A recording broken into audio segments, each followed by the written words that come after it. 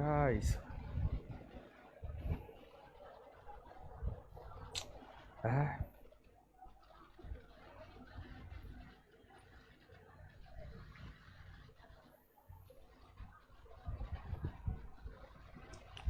Live किया जी।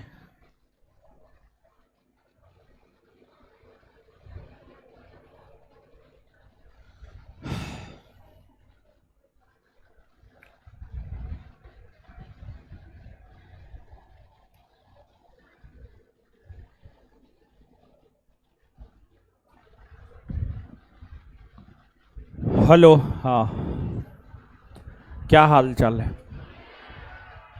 ठीक है। ऑनलाइन वाले लोग बता दीजिए, दिखाई सुनाई दे रहे हैं? जल्दी से बता दीजिए।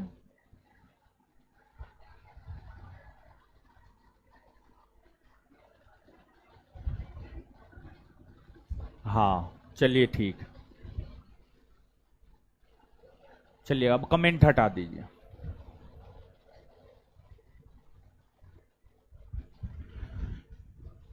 आज शनिवार है, मेनली आज करंट का क्लास होना चाहिए, लेकिन पॉलिटी चैप्टर नंबर 2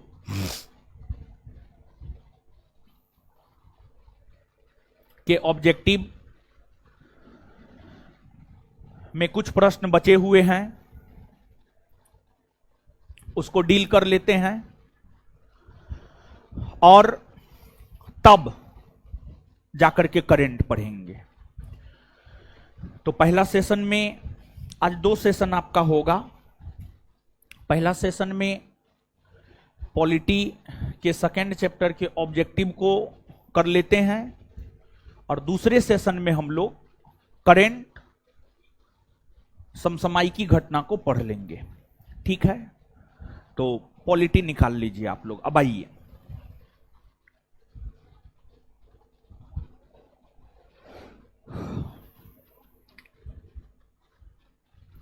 आइए 51 नंबर तक हो न गया था, 52 नंबर से करेंगे हम लोग। आ जाइए और हल्ला नहीं कीजिएगा, समझ बूझ करके याद करते जाना है। ठीक है, गौर कीजिएगा। Doctor B.R. अंबेडकर की अध्यक्षता में संविधान सभा की प्रारूप समिति में कितने अन्य सदस्य थे?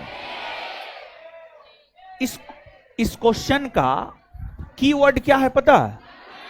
अन्य। अन्य। और किसी भी क्वेश्चन में 1 से 2 कीवर्ड होता है, और अगर प्रश्न के कीवर्ड को पकड़ लिए और क्वेश्चन के डिमांड को समझ लिए, आपको आराम से आंसर मिल जाएगा। डॉक्टर भीमराव अंबेडकर अध्यक्ष थे प्रारूप समिति के, लेकिन उसके अलावे अन्य कितने सदस्य थे? 6 होगा ना उत्तर? हाँ, 6। तो डॉक्टर B.R. अंबेडकर की अध्यक्षता में संविधान सभा की प्रारूप समिति में कितने अन्य सदस्य थे? कितने अन्य सदस्य थे? 6। नेक्स्ट, संविधान सभा ने डॉक्टर B.R. अंबेडकर की अध्यक्षता में प्रारूप समिति का गठन कब किया? आजादी के बाद 15 अगस्त 1947 के कुछ दिन बाद प्रारूप समिति का गठन भीमराव अंबेडकर की अध्यक्षता में हुआ, और प्रारूप समिति का गठन भीमराव अंबेडकर की अध्यक्षता में 29 अगस्त 1947 को हुआ है। तो प्रारूप समिति का गठन कब हुआ है बताइएगा?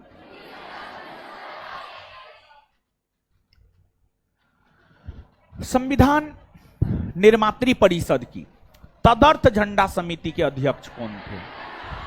राजेंद्र प्रसाद। राजेंद्र प्रसाद। और आप सब लोग जानते होंगे, संविधान सभा ने संविधान जो बनाया है, वह संविधान के निर्माण को लेकर 8 बड़ी और 13 छोटी समिति का गठन किया था। 8 बड़ी और 13 छोटी समिति का गठन किया था, और ये समिति भी संविधान के निर्माण में अपना महत्वपूर्ण योगदान देने का काम किया था। तो तदर्थ झंडा समिति था, इसके अध्यक्ष राजेंद्र प्रसाद थे। तो संविधान निर्मात्री परिषद की तदर्थ झंडा समिति के अध्यक्ष कौन थे? संविधान निर्मात्री परिषद की तदर्थ झंडा समिति के अध्यक्ष कौन थे? राजेंद्र प्रसाद। निम्नलिखित में से कौन भारतीय संविधान सभा का सदस्य नहीं था? ऑप्शन के अकॉर्डिंग अगर हम लोग जाएंगे तो बीएन रॉ। BN raw.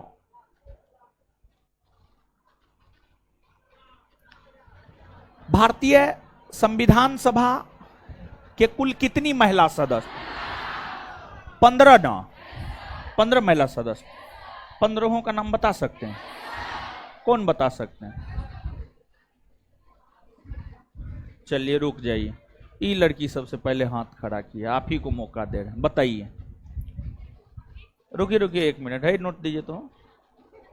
है आपको इधर देखना है। हाँ हाँ, दीजिए नोट दीजिए। हाँ अब बोलिए तो। है आप लोग हल्ला मत कीजिएगा, बोलिए अब आप। हाँ ठीक। हाँ हाँ, कमला चौधरी। हाँ, लीला रे, रेणुका रे, पूर्णिमा बनर्जी, अम्मू स्वामीनाथन, दुर्गा बाई। हाँ दुर्गा। हाँ, बेगम एजाज रसूल। सबका नाम बोल दी? हाँ, सही में बोल दी सबका नाम। एक बार इनके लिए जोर से ताली बजा दीजिए हो। चलिए आइए अब आगे। संविधान सभा की प्रारूप समिति का अध्यक्ष कौन था? डॉक्टर भीमराव अंबेडकर। भारतीय संविधान की प्रारूप समिति में कितने सदस्य? 7। डॉक्टर बी आर अंबेडकर संविधान सभा में निम्न में किसके अध्यक्ष थे? प्रारूप समिति। संघीय समिति के अध्यक्ष पंडित नेहरू और प्रांतीय समिति सरदार पटेल। चाहे प्रांतीय संविधान समिति हो सरदार पटेल, या संघ संविधान समिति हो, संघ शक्ति समिति हो, ये सब के अध्यक्ष थे पंडित जवाहरलाल नेहरू। संविधान निर्मात्री परिषद की झंडा समिति के अध्यक्ष राजेंद्र प्रसाद। जवाहरलाल नेहरू ने भारत की संविधान सभा की किस बैठक में उद्देश्य प्रस्ताव को रखा? तीसरी 9, पहली 9 दिसंबर, दूसरी 11, तीसरी 13। तो 13 दिसंबर 1946 को रखा तीसरी बैठक में।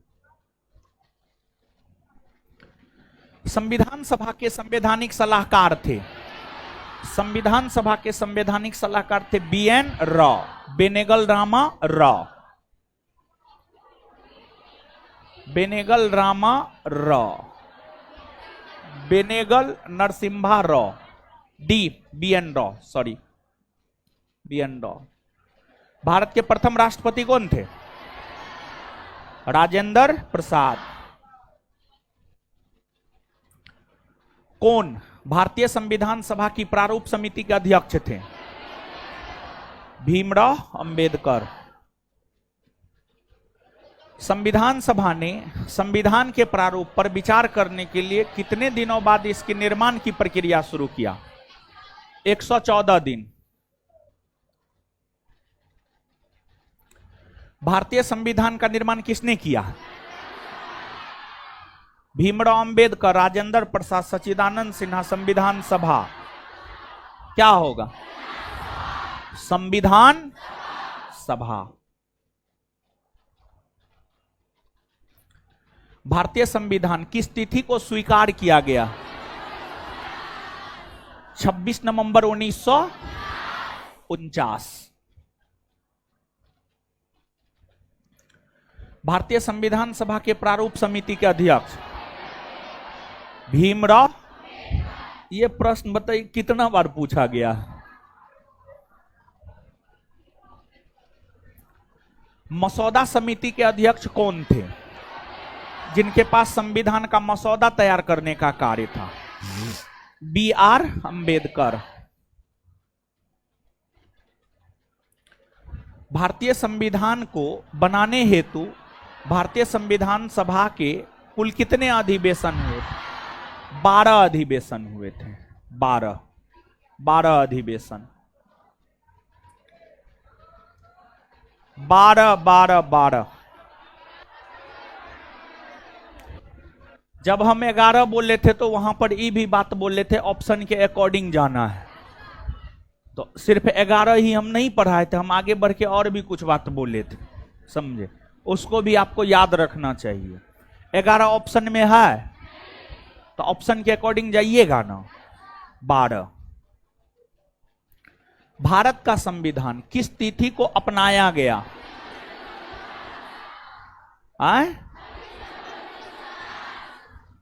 लागू हुआ के संदर्भ में है 26 जनवरी 1950।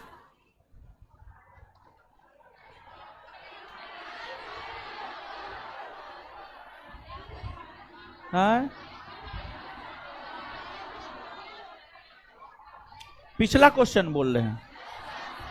हाँ, बी उत्तर दे रहा है।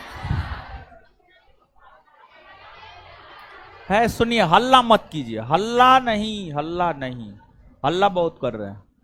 एक तो पहले शांति बनाइए, ठीक है? देखिए, 26 नवंबर 1949 को अंगीकार किया गया है या स्वीकार किया गया है, लागू हुआ है 26 जनवरी 1950, तो अपनाया गया है।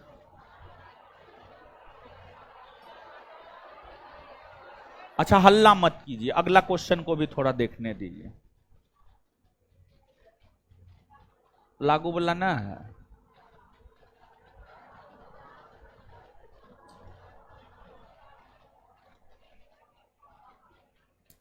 देखिए, अगर स्वीकार किया गया या अंगीकार किया गया, अपनाने का मतलब अगर अंगीकार किया गया या स्वीकार किया गया मानिएगा, समझिएगा, तो उत्तर हो जाएगा 26 नवंबर 1949। और अगर आप ये मानिएगा कि लागू हुआ है, तब आंसर हो जाएगा 26 जनवरी 1950। आंसर में क्या बी दिए हैं? बी ही मान लीजिए।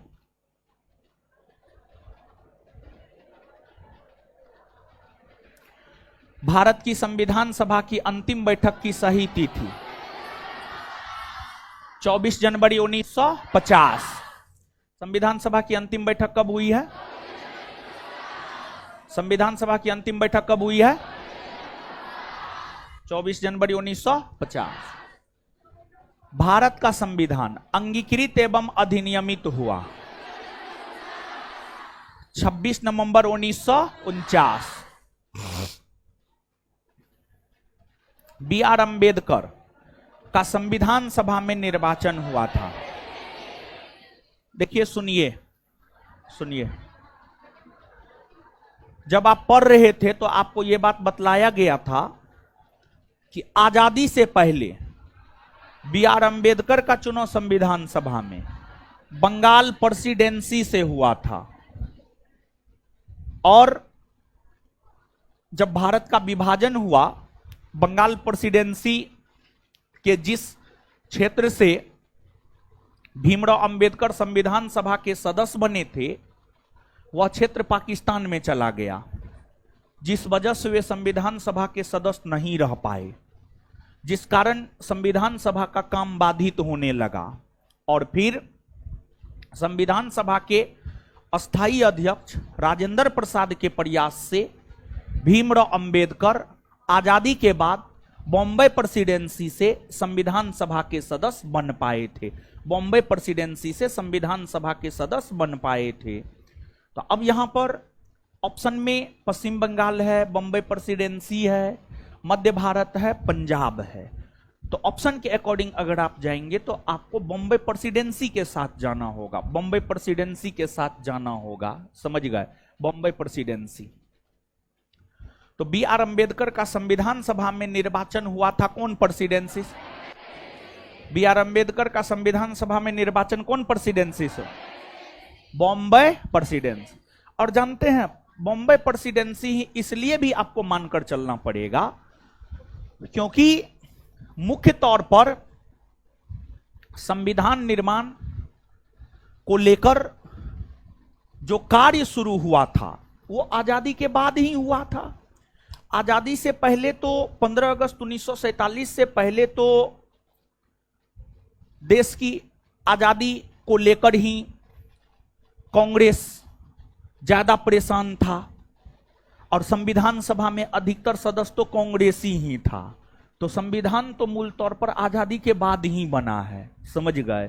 तो भीमराव अंबेडकर का जो संविधान के निर्माण में योगदान है वो तो मुख्य तौर पर आजादी के बाद ही रहा है। और आजादी के बाद तो वो बॉम्बे प्रेसिडेंसी से ही संविधान सभा के सदस्य चुने गए थे, वहीं से थे। तो स्वाभाविक सी बात है उत्तर बॉम्बे प्रेसिडेंसी ही होगा, कंफ्यूजन नहीं होना चाहिए। संविधान सभा की संघ संविधान समिति का अध्यक्ष कौन था? संघ संविधान समिति के अध्यक्ष थे पंडित जवाहरलाल नेहरू। पंडित जवाहरलाल नेहरू। तो संविधान सभा की संघ संविधान समिति का अध्यक्ष कौन था? संविधान सभा की संघ संविधान समिति का अध्यक्ष कौन था? संविधान सभा की प्रांतीय संविधान समिति का अध्यक्ष कौन था? प्रांतीय संविधान समिति का अध्यक्ष था सरदार पटेल। सरदार पटेल। संविधान सभा की प्रांतीय संविधान समिति का अध्यक्ष कौन था? सरदार पटेल। भारतीय संविधान सभा की प्रारूप समिति का अध्यक्ष डॉक्टर भीमराव अंबेडकर। संविधान सभा द्वारा स्थापित मौलिक अधिकार और अल्पसंख्यकों हेतु सलाहकार समिति के अध्यक्ष कौन थे? इसके अध्यक्ष थे सरदार वल्लभ भाई पटेल। और देखिए हम आपको पढ़ाने वक्त भी बताए थे और अभी भी बता रहे हैं, मूल तौर पर आप क्वेश्चन पे थोड़ा गौर करेंगे तो आप यह पाएंगे कि सामान्य तौर पर जो परीक्षा में समिति से प्रश्न पूछा गया है, बड़े समिति के अध्यक्ष से संबंधित प्रश्न ही पूछे गए हैं। तो बड़ी समिति 8 है, 8 बड़ी समिति के अध्यक्ष को आप याद रख लीजिएगा तो काम आपका चल जाएगा। आगे, भारत के संविधान को किसने अंगीकृत किया? भारत की जनता ने, भारत की संसद ने, संविधान सभा में भारत की जनता के प्रतिनिधियों ने, कैबिनेट मिशन। संविधान सभा में भारत की जनता के प्रतिनिधियों ने। भारत के संविधान को किसने अंगीकृत किया है? भारत के संविधान को किसने अंगीकृत किया है?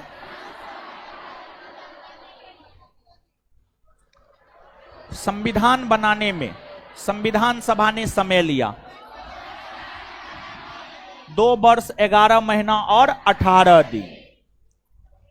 इस प्रश्न को ऐसे भी पूछा जाता है 2 वर्ष 11 महीना 18 दिन किस लिए प्रसिद्ध है? तो इसका उत्तर हो जाएगा संविधान को बनाने के लिए प्रसिद्ध है। इस अवधि में संविधान भारत का बना था। भारत का संविधान अंगीकृत हुआ और अस्तित्व में आया।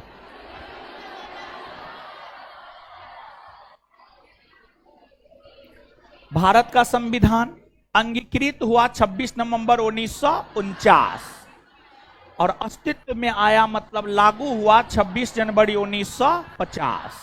तो आंसर हो जाएगा ए। भारतीय संविधान सभा ने भारतीय राष्ट्रीय ध्वज की रूपरेखा को अंगीकार किया 22 जुलाई 1947 और तभी जाकर 15 अगस्त 1947 को हम लोग तिरंगा को राष्ट्रीय ध्वज के तौर पर फहरा पाए थे। तो 22 जुलाई 1947। तो भारतीय संविधान सभा ने भारतीय राष्ट्रीय ध्वज की रूपरेखा को अंगीकार कब किया है? 22 जुलाई 1947। भारत का संविधान अस्तित्व में कब आया? मतलब लागू कब हुआ है? 26 जनवरी 1950। भारत के संविधान को अंगीकृत किया गया 26 नवंबर 1949। भारत में स्वतंत्रता के बाद प्रथम आम चुनाव कब संपन्न कराए गए? 1952। देखिए, आम चुनाव मतलब लोकसभा चुनाव। भारत में पहली बार लोकसभा चुनाव अक्टूबर 1951 में शुरू हुआ और फरवरी 1952 में संपन्न हुआ। तो संपन्न हुआ के संदर्भ में पूछा जा रहा है, तो 1952, फरवरी 1952। और 1951-52 में जो लोकसभा का चुनाव हुआ था, लोकसभा के चुनाव के साथ साथ सभी राज्यों में विधानसभा के चुनाव भी हुए थे। समझ गए? स्वतंत्र भारत का प्रथम गवर्नर जनरल कौन था? स्वतंत्र भारत का प्रथम गवर्नर जनरल था लॉर्ड माउंटबेटन। भारतीय स्वतंत्रता अधिनियम कब स्वीकृत किया गया? देखिए, भारतीय स्वतंत्रता अधिनियम स्वीकृत हुआ 18 जुलाई 1947 और यह लागू हुआ है 15 अगस्त 1947। तो यहां पर स्वीकृत कह रहा है, आंसर 18 जुलाई 1947 होगा। क्या दिया है? बी दिया है। काट लीजिए ना, काटिए ना, ठीक है, काट लीजिए।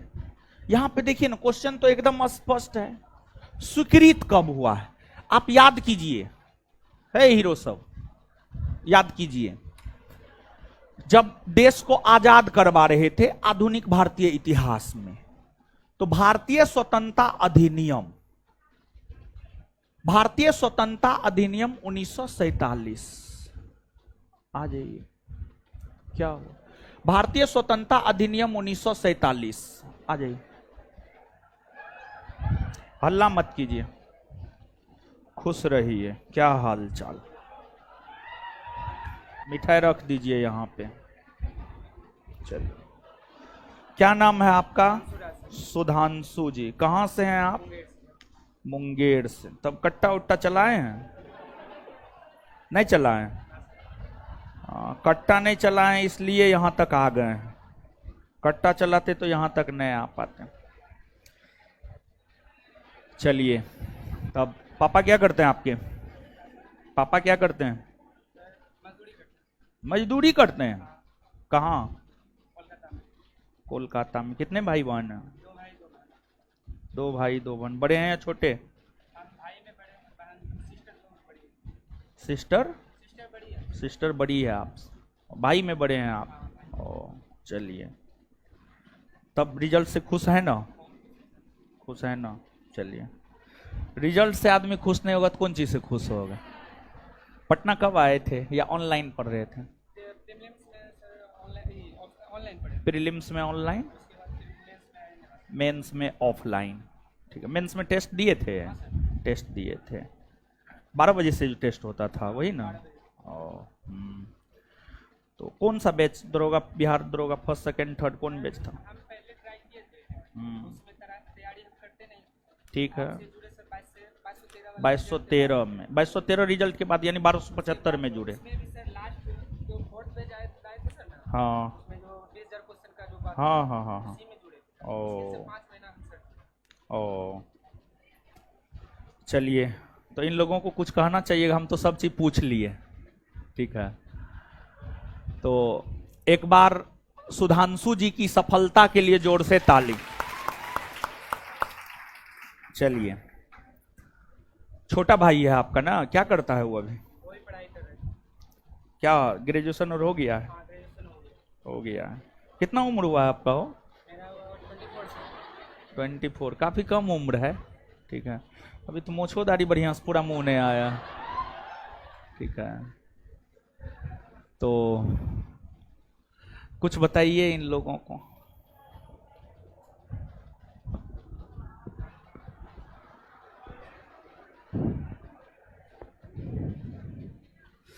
मेरा नाम सुधांशु राज है। हम मुंगेर जिला से बिलोंग करते हैं। सर के साथ हम जुड़े सिर्फ 5 महीना जुड़े। उसके वजह सर के वजह से जितना सर पढ़ाते थे उसका नोट्स हम पूरा देखते थे। सर जो पढ़ाए उसके बाद रिवीजन रिवीजन पूरा करते थे, जिसके वजह से आज हम रिजल्ट निकाल पाए। और टेस्ट जो है ना सर का 50 क्वेश्चन का टेस्ट, वो तो बहुत ही बेहतर है, बहुत ही बेहतर है सर का।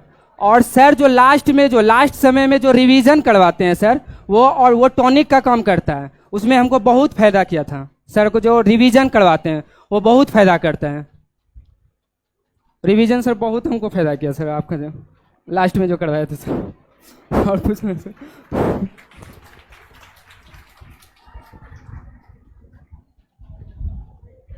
चलिए देखिए, रिवीजन का तो महत्व है ही, इसमें तो कोई शक नहीं है। रिवीजन का काफी ज्यादा महत्व है। पढ़ने के लिए तो एक बार हम पढ़ा देंगे, लेकिन उसके बाद तो धीरे धीरे आप भूल जाइएगा, भूलिएगा ना, धीरे धीरे भूल जाइएगा। लेकिन अगर आप रिवीजन करते रहिएगा तो फिर चीजों को नहीं भूलिएगा। तो रिवीजन करते रहिए। पढ़ने से ज्यादा महत्व होता है रिवीजन का, समझ गए। जो लड़का एक बार पढ़ चुका है उसको जितना अधिक से अधिक बार रिवीजन हो सकता है करना चाहिए। और देखिए, हम आपको इस रिजल्ट के आने से पहले से, जब से आपका बैच शुरू हुआ है, अब तो हम कहना भी छोड़ दिया, अब हमेशा एक ही बात कहना भी ठीक नहीं लगता है, लेकिन शुरू में जब बैच शुरू हुआ था तो आप याद कीजिए, हम बोल रहे थे बैच खाना है और 50 क्वेश्चन का टेस्ट पानी है। अगर बैच सिर्फ करते हैं तो ठीक है, लेकिन बैच के साथ साथ आपको टेस्ट भी करना चाहिए।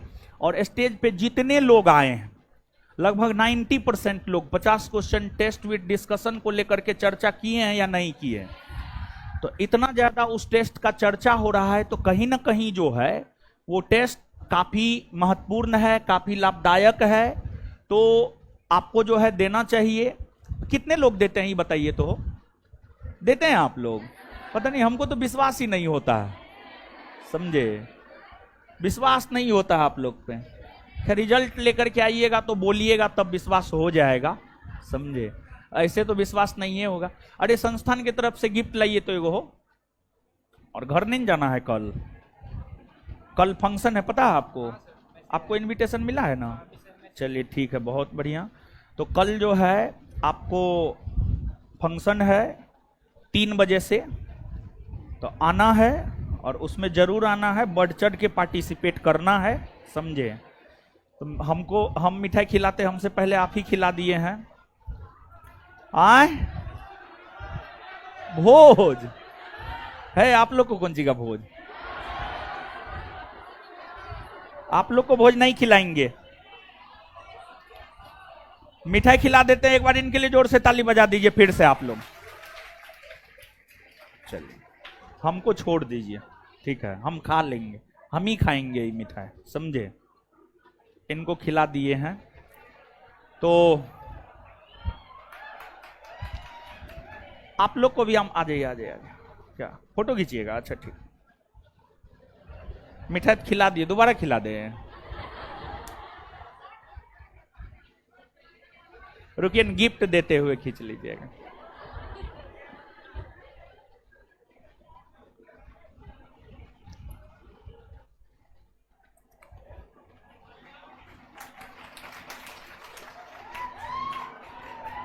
और कल 3 बजे आ जाना है, ठीक है। एक भी विद्यार्थी कम नहीं रहना चाहिए, लोग गिनने के लिए आएगा।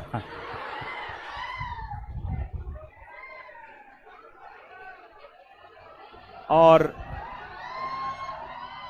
आप लोगों के लिए खाना पीना का भी व्यवस्था है, जो सिलेक्टेड लोग हैं उनके लिए है। आप लोग के लिए क्या देंगे? आए, आप लोग को बताएंगे, ठीक है, क्लास के अंतिम में। काहे चिंता करते हैं?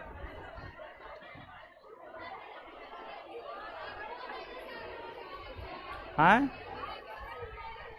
बोले थे हम। अच्छा, बोले थे तो आप लोग को भी मिलेगा। हाँ, अच्छा,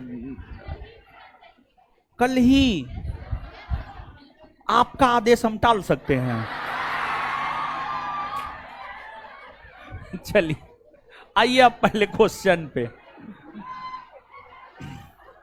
तो इसका उत्तर जो है आंसर में गलत था, इसको सही कर लीजिएगा, क्योंकि देखिए स्पष्टता पूर्वक है, स्वीकृत किया गया है, स्वीकृत किया गया है, ठीक है, स्वीकृत किया गया है, समझे।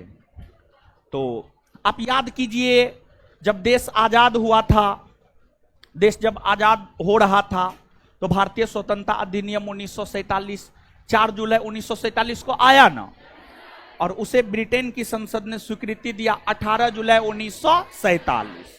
तो स्वीकृति के संदर्भ में प्रश्न पूछ रहा है, 18 जुलाई 1947। तो अभी तक में तो हमको लगता है चैप्टर 1 और 2 में एगो मात्र टाइपिंग मिस्टेक मिला है, एक एगो न मिला है, बताइए, समझे। और ये भी लगता है, हो सकता है रात में आंसर तैयार करते हैं, तो रात में जानते हैं एक टाइम ऐसा आता है कि दिमाग थोड़ा कम काम करने लगता है, समझे, समझने का आम समझ जाते हैं इमली, तो उसमें गड़बड़ हो गया होगा। भारतीय संविधान में शामिल है 395 अनुच्छेद, 22 भाग और 12 अनुसूची। भारतीय संविधान में है 450 के आसपास अनुच्छेद है वर्तमान में, तो 400 से अधिक अनुच्छेद के साथ आप जा सकते हैं।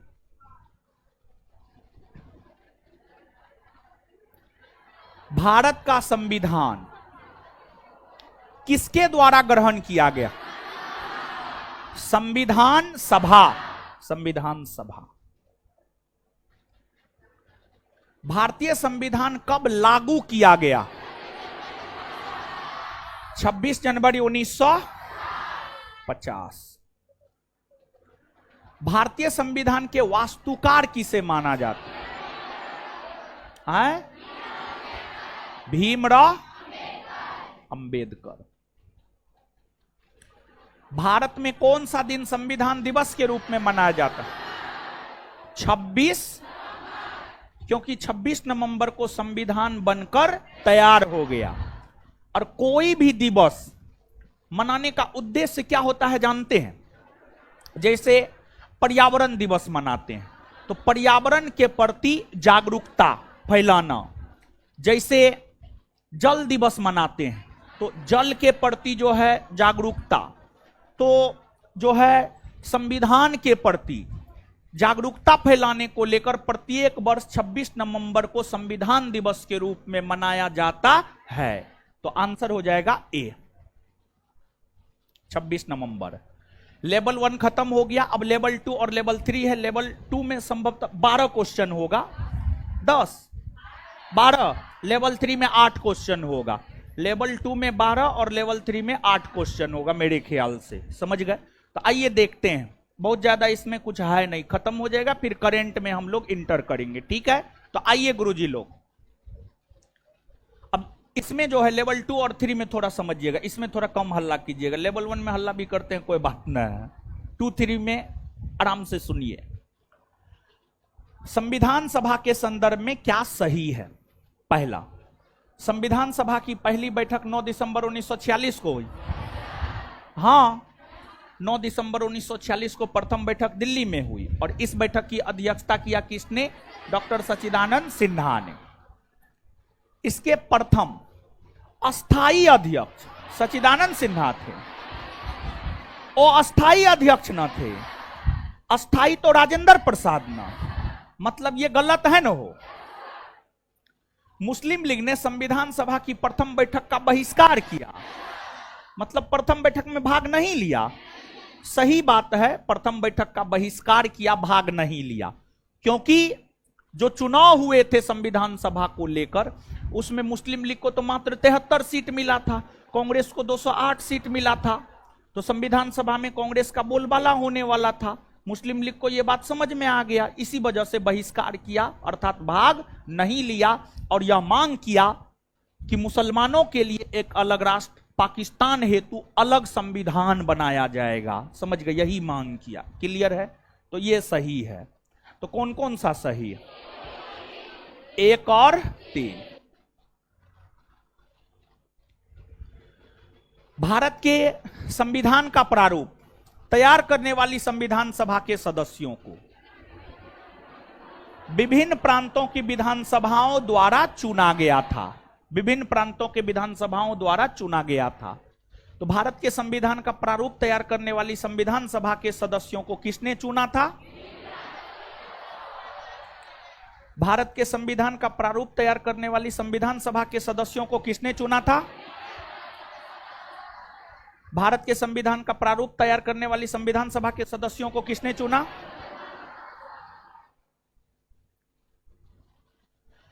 भारत की संविधान सभा के संबंध में निम्नांकित कथनों पर विचार कीजिए। पहला, संविधान सभा का अंतिम अधिवेशन 24 जनवरी 1950 को हुआ।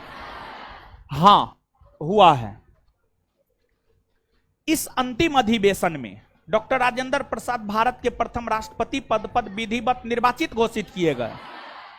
हां, घोषित किए गए, समझ गए। लेकिन निर्वाचित के जगह जो है ना, निर्वाचित को काट लीजिए, क्योंकि एक बात बताइए, निर्वाचित का मतलब क्या होता है जानते हैं? जो चुनाव के माध्यम से चुना जाए, इलेक्शन के माध्यम से चुना जाए, निर्वाचित का मतलब यह होता है। लेकिन राजेंद्र प्रसाद 24 जनवरी 1950 को देश के प्रथम राष्ट्रपति बने, सही बात है, इसमें कोई शक नहीं है। उन्हें संविधान सभा के सदस्यों ने आपसी सहमति से, उन्हें संविधान सभा के सदस्यों ने आपसी सहमति से देश का प्रथम राष्ट्रपति चुना। तो वो 1950 से 1952 तक निर्वाचित राष्ट्रपति नहीं थे। पहली बार राष्ट्रपति का चुनाव 1952 में हुआ और 1952 में राजेंद्र प्रसाद निर्वाचित राष्ट्रपति बने। उनसे पहले जो है सर्वसहमति से चुने गए राष्ट्रपति थे। तो निर्वाचित को हटा दीजिएगा तो ज्यादा बेटर रहेगा, समझ गए? सही है, तो दोनों सही है, 1 और 2 दोनों सही।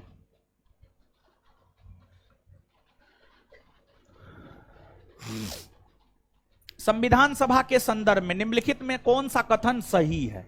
आइएगा, गौर फरमाइएगा। यहां पर जनवरी 1950 में संविधान सभा ने राष्ट्रगान को अंगीकार किया। हां, 24 जनवरी 1950 को संविधान सभा ने भारत के राष्ट्रगान के तौर पर जनगण मन को स्वीकार किया था या अंगीकार किया था, जिस जनगण मन की रचना रविन्द्रनाथ टैगोर ने की है। ठीक है, आगे सही है, ये उत्तर यही हो जाएगा। बीसीडी गलत है, तो बीसीडी क्यों गलत है समझिएगा। संविधान सभा ने मई 1947 में भारत की राष्ट्रमंडल की सदस्यता की पुष्टि की? नहीं। संविधान सभा ने मई 1949 में, मई 1947 नहीं बल्कि मई 1949 में भारत की राष्ट्रमंडल की सदस्यता की पुष्टि की है। जनवरी 1948 में संविधान सभा के राष्ट्रीय गीत को अंगीकार किया? नहीं। 24 जनवरी 1950 को संविधान सभा ने राष्ट्रगीत के तौर पर वंदे मातरम को स्वीकृति प्रदान किया है। गलत है ये। संविधान सभा ने जुलाई 1949 में राष्ट्रीय ध्वज को अपनाया? नहीं। 22 जनवरी 1947, 22 जनवरी 1947 को राष्ट्रीय ध्वज के 22 जुलाई 1947 को राष्ट्रध्वज के तौर पर तिरंगा को स्वीकार किया। 22 जुलाई 1947। तो यह भी गलत है। तो बीसीडी कैसे गलत है बता दिए हैं, आंसर ए होगा। नेक्स्ट, निम्नलिखित में से कौन 1946 में मद्रास निर्वाचन क्षेत्र से संविधान सभा के सदस्य बने थे? देख रहे हैं, देखिए थोड़ा ये क्वेश्चन जानने से ज्यादा जरूरी है कि क्वेश्चन कौन परीक्षा में पूछा है और कौन ईस्वी में पूछा है। SSC CGL tier first 2022।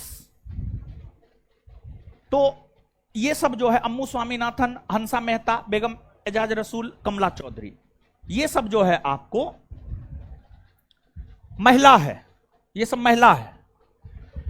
और आप अपने नोट में देखिएगा 15 महिला का नाम है और कहां से चुनी गई है क्षेत्र का भी नाम हम आपको दे दिए हैं। मतलब अब देख रहे हैं कि इस प्रकार के प्रश्न भी पूछे जा रहे हैं और यह प्रश्न 2022 में पूछा गया है और अभी 2024 चल रहा है, तो आगे भी पूछने की संभावना है इस प्रकार के प्रश्न का। तो मतलब 15 महिला है। 15 महिला का नाम याद रखने के साथ साथ कौन क्षेत्र से चुनी गई है कौन महिला, इसको भी याद रख लीजिएगा तो बेटर ही होगा। क्योंकि जानते हैं इसी प्रकार के प्रश्न जब परीक्षा में आते हैं ना तो बहुत कम विद्यार्थी बनाते हैं, और कभी कताल जो है इसी प्रकार का प्रश्न आपको मेरिट में ला देता है। कभी काल इसी प्रकार का प्रश्न अगर आप सही कर देते हैं तो मेरिट में आप आ जाते हैं। अभी देखिए जो लोग असफल हुए हैं, जिनका मेरिट नहीं बना है, लेकिन वो फिजिकल तक किए हैं, फिजिकल पास तक किए हैं, लेकिन मेरिट नहीं बना है, वो खराब विद्यार्थी नहीं, वो बहुत बढ़िया विद्यार्थी है, बहुत अच्छा विद्यार्थी है। वो बस इक्का दुक्का क्वेश्चन के कारण जो है उसका मेरिट नहीं बना है। जो फिजिकल किया है उसका इक्का दुक्का क्वेश्चन के कारण ही मेरिट नहीं बना है। उसमें हो सकता है आसान क्वेश्चन एक आध गो गलती कर दिया हो। तो एग्जाम में जानते हैं जो चीज आप पढ़े हैं वो गलती नहीं होना चाहिए। जो आप नहीं पढ़े हैं वो गलती हो जाए कोई दिक्कत नहीं है, लेकिन जो पढ़े हैं वो गलती नहीं होना चाहिए।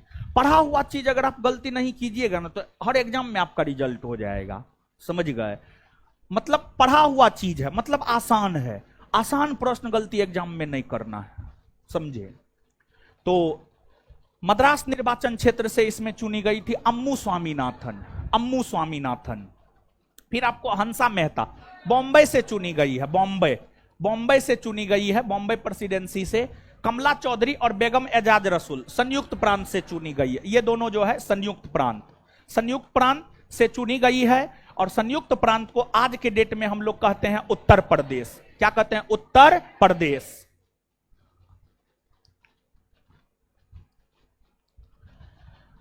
प्रारूपण समिति ने भारतीय संविधान का पहला प्रारूप कब प्रकाशित किया? आप जानते हैं ये क्वेश्चन हम क्रिएट किए हैं, भले ये क्वेश्चन पूछ दिया है, सीजीएल में पूछा हुआ है 2023 में, लेकिन जब हम बनाए थे तो हम इसको क्रिएट किए थे, एम लक्ष्मीकांत से क्रिएट किए थे।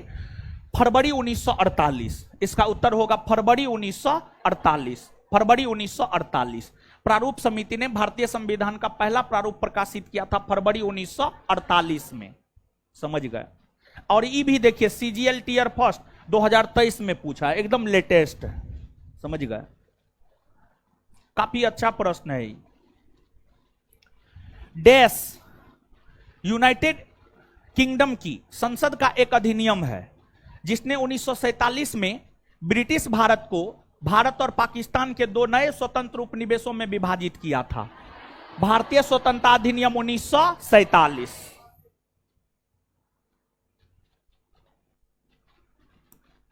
जीबी मौलंकर, गणेश वासुदेव मौलंकर, जानते हैं इनका सबसे ज्यादा ऐतिहासिक महत्व इसलिए है क्योंकि ये लोकसभा के प्रथम अध्यक्ष बने हैं। और लोकसभा के प्रथम अध्यक्ष गणेश वासुदेव मौलंकर बने हैं। यह प्रश्न कोई ऐसा परीक्षा नहीं होगा ग्रुप डी से लेकर के यूपीएससी तक जो इसको ना पूछा होगा। तो गणेश वासुदेव मौलंकर, जीबी मौलंकर लोकसभा के प्रथम अध्यक्ष बने हैं, ठीक है। लेकिन संविधान निर्माण करने वाली 13 छोटी समितियों में एक कार्य सूची समिति हुआ करता था। उस कार्य सूची समिति, कार्य संचालन ने कार्य सूची समिति अलग है, कार्य संचालन समिति अलग है। तो एक कार्य सूची समिति हुआ करता था। उस कार्य सूची समिति के अध्यक्ष हुआ करते थे जीबी मौलंकर, गणेश वासुदेव मौलंकर, यानी आंसर हो जाएगा बी। तो गुरुजी लोग बताइए कि 13 छोटी समिति में कौन समिति के अध्यक्ष थे जीबी मौलंकर?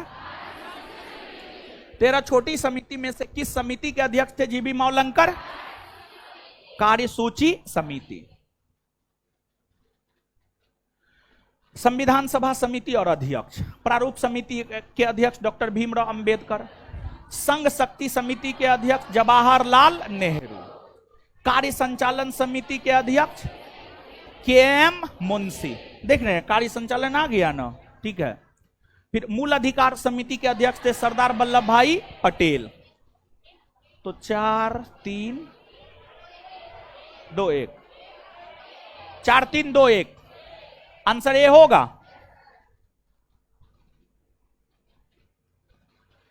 निम्नलिखित में से कौन संविधान प्रारूप समिति के सदस्य थे? बताना पड़ेगा, बताए हैं ना। ऑप्शन के अकॉर्डिंग आयंगर साहब होंगे, ए होगा उत्तर।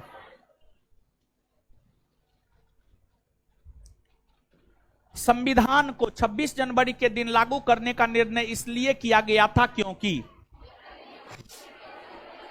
क्योंकि कांग्रेस ने इस तिथि को 1930 में स्वतंत्रता दिवस के रूप में मनाया। हाँ या ना? और देखिए, जब हम आपको पढ़ा रहे थे, हम आपको बताए थे, पूछा हुआ क्वेश्चन है, आप याद रखिएगा। 53वीं बीपीएससी, इसके बाद भी और भी बहुत सारा परीक्षा पूछा है इस प्रश्न को। सिर्फ बीपीएससी नहीं बल्कि और भी कई सारे परीक्षा जो है इस प्रश्न को पूछने का काम किया है। इसको आप याद रखिएगा। तो एक बार याद कर लीजिए, संविधान को 26 जनवरी के दिन लागू करने का निर्णय क्यों लिया गया था? संविधान को 26 जनवरी के दिन लागू करने का निर्णय क्यों लिया गया था?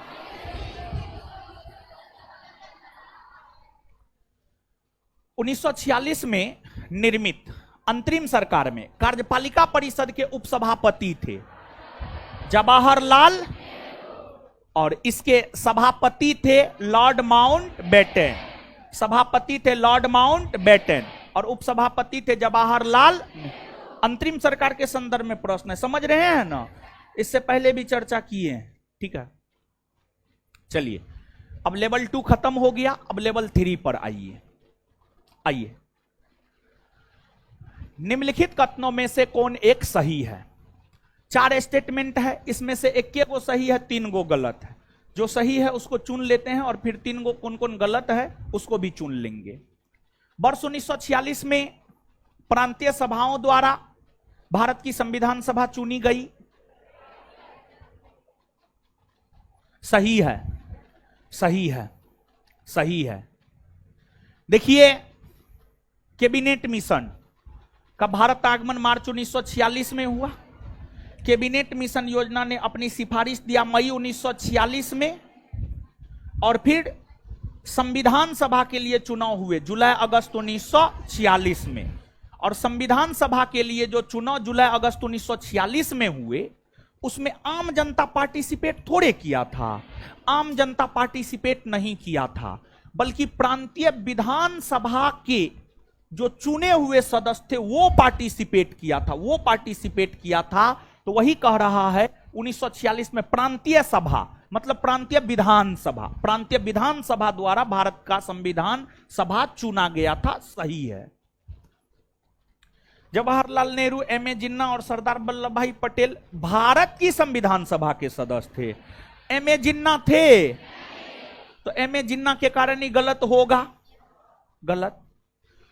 भारत की संविधान सभा का प्रथम अधिवेशन जनवरी 1947 में हुआ, नहीं, 9 दिसंबर 1946, गलत हुआ ये भी।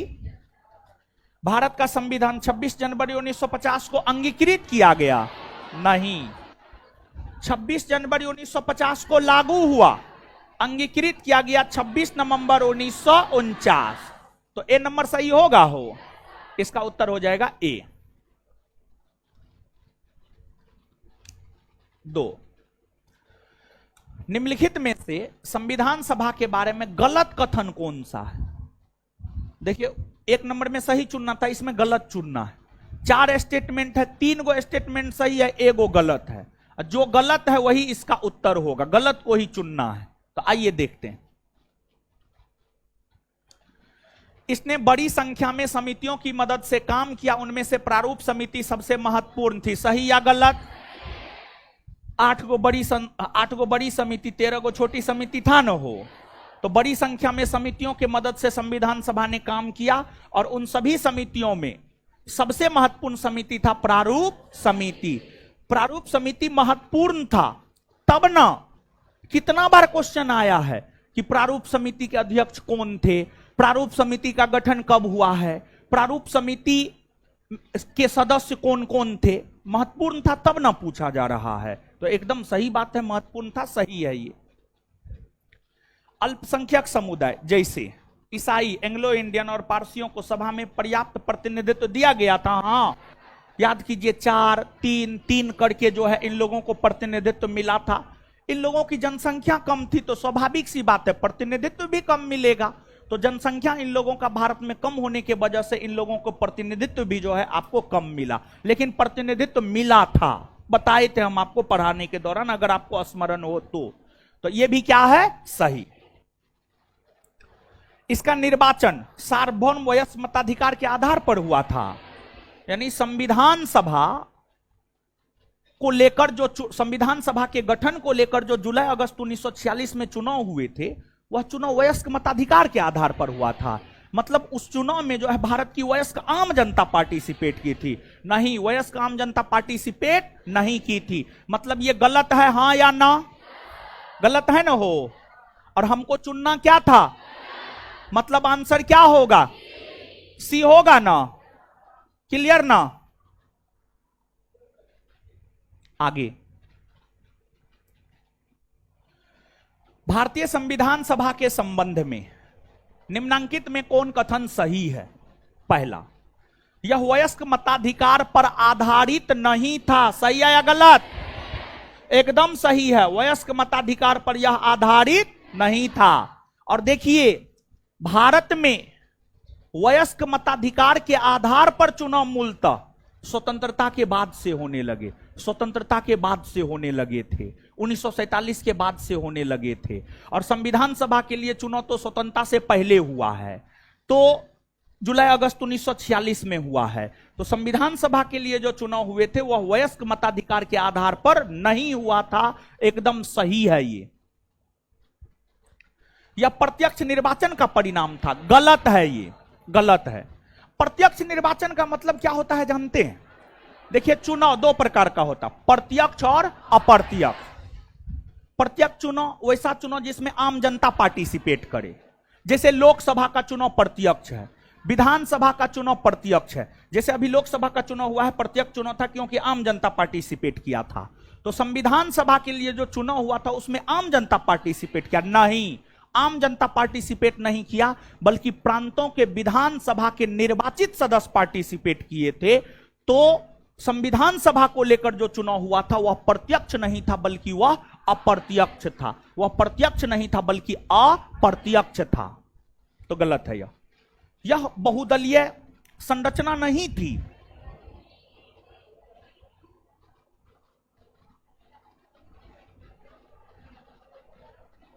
गलत है, यह बहुदलीय संरचना थी। कैसे बहुदलीय संरचना थी, एक बात बताइए। ठीक है, संविधान सभा के अधिकतर सदस्य कांग्रेस पार्टी से थे, लेकिन क्या छोटे छोटे पार्टी से संविधान सभा में लोग नहीं गए थे? एकदम गए थे। किसी पार्टी से एक एक करके जो है कई सारी छोटी छोटी पार्टियों से लोग थे, समझ गए? तो यह गलत है।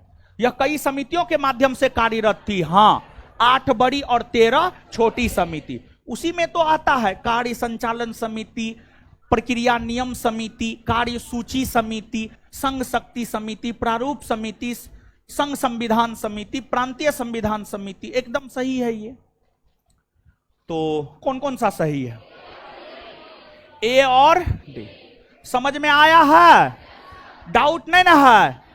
अगला क्वेश्चन में जा रहे हैं, इसी प्रकार का क्वेश्चन है, थोड़ा सा चेंज है, थोड़ा सा चेंज है। आप लोग को लग रहा होगा कि दोनों क्वेश्चन एक ही है, लेकिन दोनों क्वेश्चन में थोड़ा सा अंतर है, समझ गए?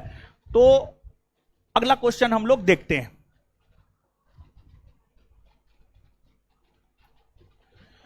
निम्नलिखित में से कौन सा कथन संविधान सभा के विषय में सत्य है? वह वयस्क मताधिकार पर आधारित थी, नहीं।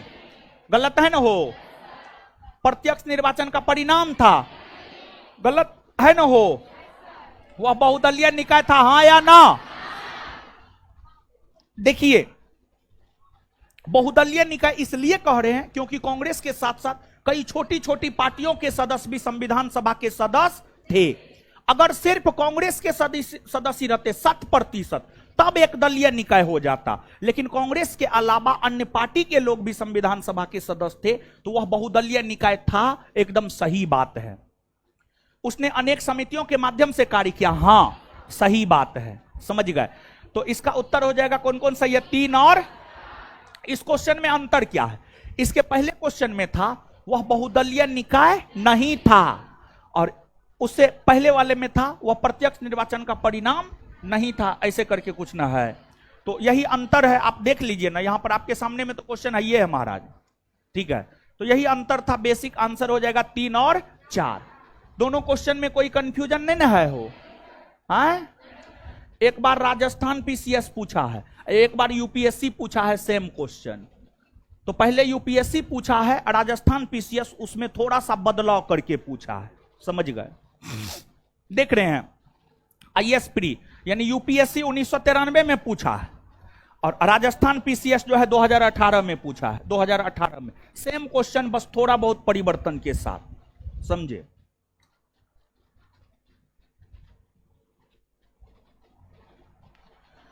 भारतीय संविधान के निर्माण से संबंधित निम्नलिखित कथनों में से कौन सही है? आइए देखते हैं। पंडित नेहरू के उद्देश्य प्रस्ताव का जो संविधान सभा द्वारा स्वीकार किया गया था, संविधान के निर्माण पे असर था? एकदम असर था। कैसे असर है समझिए, आप प्रस्तावना पढ़े हैं। एक बात बताइए, प्रस्तावना, पंडित नेहरू ने जो उद्देश्य प्रस्ताव रखा था संविधान सभा के समक्ष, वही ना बाद में जाकर प्रस्तावना बना आए, ठीक है। प्रस्तावना में स्वतंत्रता, समानता और बंधुत्व की बात की गई थी, हां या ना? आए? प्रस्तावना में 5 प्रकार की स्वतंत्रता की बात है। विचार, अभिव्यक्ति, धर्म, विश्वास, उपासना, है ना हो? अब देखिए, विचार की स्वतंत्रता को लेकर बात प्रस्तावना में है, अभिव्यक्ति को लेकर बात प्रस्तावना में है, धर्म को लेकर बात प्रस्तावना में है। और आप भारतीय संविधान को पढ़िए, भारतीय संविधान में भाग 3 में मौलिक अधिकार है जिसकी चर्चा अनुच्छेद 12 से अनुच्छेद 35 के बीच में है। आप पढ़िए अनुच्छेद 19, अनुच्छेद 19 में विचार और अभिव्यक्ति की बात की गई है। आप पढ़िए अनुच्छेद 25, उसमें अपने धर्म को मानने की स्वतंत्रता को लेकर बातें की गई है, उसमें अपने धर्म को मानने को लेकर स्वतंत्रता की बातें की गई है। तो प्रस्तावना में जो बात है वो तो संविधान में है ही, संविधान पर उसका असर पड़ा ही पड़ा है, संविधान पर उसका असर पड़ा ही पड़ा है। फिर एक दूसरा एग्जांपल आप देख लीजिए, प्रस्तावना की अगर हम बात करें तो प्रस्तावना में क्या न्याय की चर्चा है, और प्रस्तावना में 3 प्रकार के न्याय की चर्चा है, सामाजिक, आर्थिक और राजनीतिक न्याय। और आप भारतीय संविधान के भाग 4 को पढ़िए, भाग 4 में राज्य के नीति निर्देशक तत्व है। राज्य के नीति निर्देशक तत्व में तो सामाजिक, आर्थिक, राजनीतिक न्याय को लेकर के ही बात की गई है। तो मतलब जो प्रस्तावना है, प्रस्तावना का असर संविधान पर एकदम सीधे सीधे देखने को मिलता है। 2 एग्जाम्पल के तर्ज पर हम आपको समझा दिए हैं, कुछ समझे हैं? तो 1 नंबर सही है या गलत? एकदम सही है। उद्देशिका बहुत महत्वपूर्ण उद्देश्यों की पूर्ति करती है, हां करती है, एकदम करती है। जैसे उद्देशिका की अगर आप बात करेंगे तो उद्देशिका का उद्देश्य है, प्रस्तावना का उद्देश्य है भारत के लोगों के बीच बंधुत्व का प्रसार करना, समानता स्थापित करना, स्वतंत्रता स्थापित करना, इस सब उद्देश्य की तो पूर्ति करता ही करता है, सही है। संविधान को भारत के लोगों ने आदेशित किया है, हां संविधान को भारत के लोगों ने आदेशित किया है। यह बात इसलिए कह सकते हैं क्योंकि प्रस्तावना की शुरुआत होती है हम भारत के लोग से, और यही वजह है कि हम कह सकते हैं कि संविधान को भारत के लोगों ने आदेशित किया है। राज्य के मुखिया को लोग प्रत्यक्ष रूप से निर्वाचित करते हैं, नहीं, गलत है।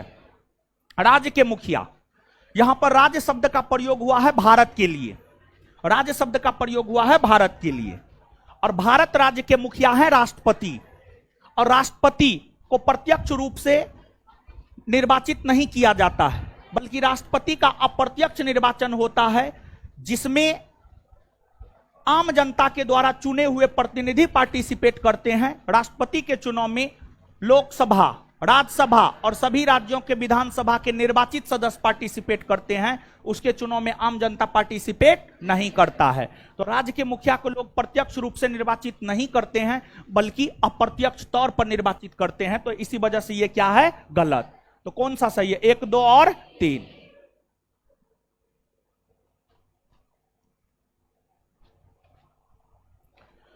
संघ संविधान समिति के अध्यक्ष, संघ संविधान समिति के अध्यक्ष है पंडित जवाहरलाल नेहरू। संघ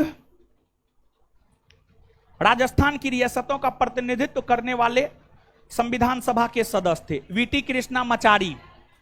प्रारूप समिति के मूलतः एकमात्र कांग्रेसी सदस्य थे के.एम. मुंशी। के.एम. मुंशी संविधान सभा के पहले उपाध्यक्ष एच.सी. मुखर्जी। एच.सी. क्या होगा उत्तर? बी होगा, बी होगा। और यहां पर एगो चीज हम थोड़ा ज्यादा गौर करवा रहे हैं और इस पर भी आप विशेष ध्यान दीजिएगा, हो सकता है पूछ सकता है। प्रारूप समिति के मूलतः एकमात्र कांग्रेसी सदस्य, देखिए आप सब लोग जानते हैं प्रारूप समिति में 7 गो सदस्य था ना हो, और 7 गो में से मात्र 1 गो कांग्रेसी था, बाद बाकी 6 अन्य पार्टी से था, तो बहुदलीय निकाय तो था ही। यह भी इस बात को इंगित करता है कि एकदम बहुदलीय निकाय था संविधान सभा, समझ गए? तो इसको आप याद रखिएगा, काफी अच्छा प्रश्न है अपने आप में। प्रारूप समिति के एकमात्र कांग्रेसी सदस्य, देखिए क्योंकि संविधान निर्माण करने वाली सभी समितियों में सबसे महत्वपूर्ण प्रारूप समिति था और प्रारूप समिति के एकमात्र कांग्रेसी सदस्य है के.एम. मुंशी। इसको विशेष तौर पर आप याद रखिएगा। मिलाइए, क्या होगा उत्तर? बी।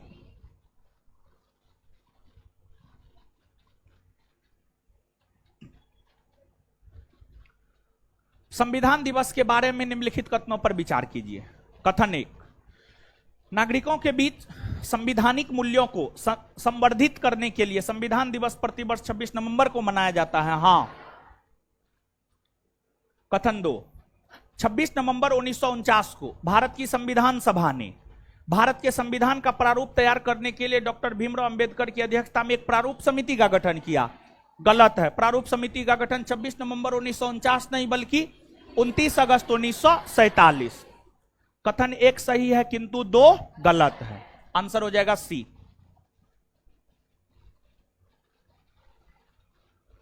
निम्नलिखित घटनाओं पर विचार कीजिए तथा इन्हें सही कालानुक्रम में व्यवस्थित कीजिए, सबसे पहले से लेकर आखिरी गतिविधि तक। प्रारूप समिति की नियुक्ति, इसकी नियुक्ति हुई है 29 अगस्त 1947। भारतीय संविधान को अंगीकृत और अधिनियमित किया गया 26 नवंबर 1949। भारतीय संविधान के प्रवृत्त होने की तिथि मतलब लागू होने की, पहला बैच में छूटेगा तो दूसरा बैच में कर लेंगे, लेकिन यह गलत है। जैसे ही आपके पास जानते हैं चॉइस आ जाता है ना, तो फिर काम करने में जो तत्परता होता है ना वो खत्म हो जाता है। जैसे हमारा फिजिकल क्यों नहीं निकला, सोचने वाली बात है। ऐसा तो नहीं है कि हम बूढ़ा हो गए हम फिजिकल नहीं निकाल सकते। यानी 1717, 2446, 2213 और 126 एक्साइज इसमें नहीं दिए थे। 1275 वाला हम परीक्षा नहीं दिया। अब परीक्षा देना मुश्किल हो जाता है, समझ गए? मास्क पहन के जाए, 5 गो मास्क पहन के जाएंगे तो ये जो है नहीं छिप पाते हैं, तो इसी वजह से परीक्षा देना ही छोड़ दिए हैं।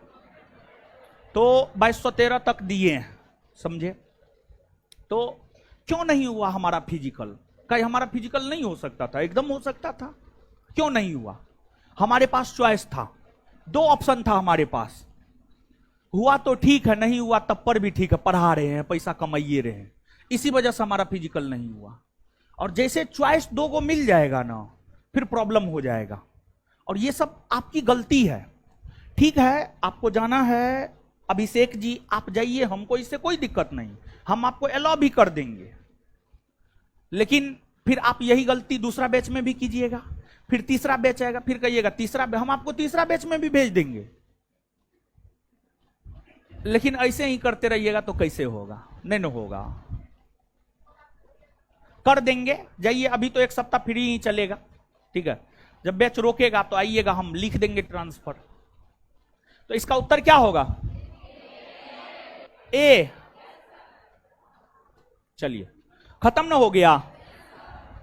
इस प्रकार चैप्टर 2 खत्म, ठीक है? चलिए, चैप्टर 1 और 2 का ऑब्जेक्टिव, और एक बात दिमाग में बैठा लीजिए, जो बता दिया ऑब्जेक्टिव में वही आंसर याद रखना। कौन किताब क्या देता है नहीं देता उससे कोई मतलब नहीं। हम भी पढ़ के आके आपको पढ़ाते हैं, तो गलत तो हम पढ़ा नहीं सकते हैं, समझ गए? तो ठीक है, आज के पॉलिटी के सेशन को यहीं पर खत्म करते हैं। ऑनलाइन वाले लोग, आपको कहीं नहीं जाना है, ठीक 5 मिनट में करंट का सेशन शुरू करने जा रहे हैं। और करंट का अलग सेशन लगता है ना जी। हाँ, तो करंट के सेशन में करंट का क्लास लगाओ अब तुम, ठीक है। और आराम से लगाओ, 5 मिनट में लाइव होंगे। नहीं, छुट्टी नहीं देंगे, छुट्टी एक के बार देंगे, अभी नहीं, कोई बाहर नहीं निकलेगा। चलो काट दो लाइव।